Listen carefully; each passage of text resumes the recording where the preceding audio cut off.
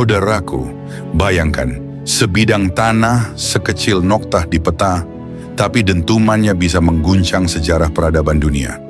Sejak ribuan tahun lalu, tanah ini diperebutkan para raja, disebut dalam kitab-kitab suci, dan hingga kini masih menjadi medan rebutan bangsa-bangsa.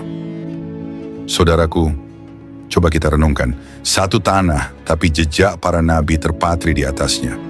Di tanah itu Nabi Ibrahim alaihissalam berdiri tegak, menyeru kaumnya agar kembali kepada Allah. Dari tempat itu juga Nabi Daud alaihissalam menegakkan kerajaan dan hukum Allah.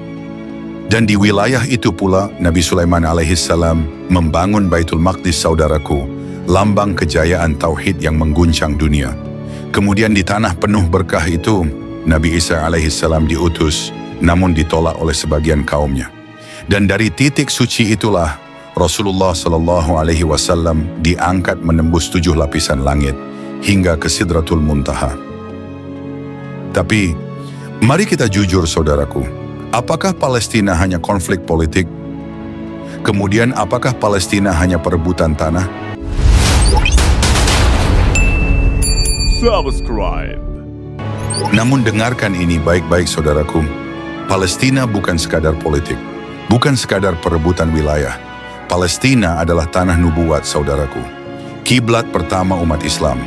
Tanah yang di dalamnya berdiri Baitul Maqdis. Tanah yang menjadi saksi Isra Mi'raj Rasulullah Shallallahu Alaihi Wasallam. Tanah yang kelak akan menjadi panggung akhir zaman, tempat kebenaran dan kebatilan saling bertarung di hadapan manusia. Tempat pertarungan antara cahaya dengan kegelapan, saudaraku.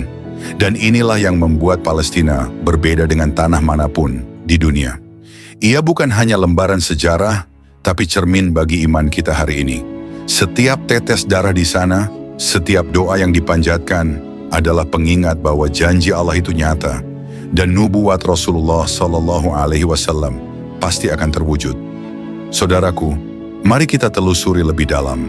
Mengapa tanah semungil itu bisa membuat dunia bergetar? Dan mengapa Allah menjadikannya panggung bagi para nabi, sekaligus panggung akhir zaman? Assalamualaikum warahmatullahi wabarakatuh. Jangan lupa like, subscribe, dan tulis shalawat di kolom komentar. Allahumma sholli ala Sayyidina Muhammad wa ala ali Sayyidina Muhammad.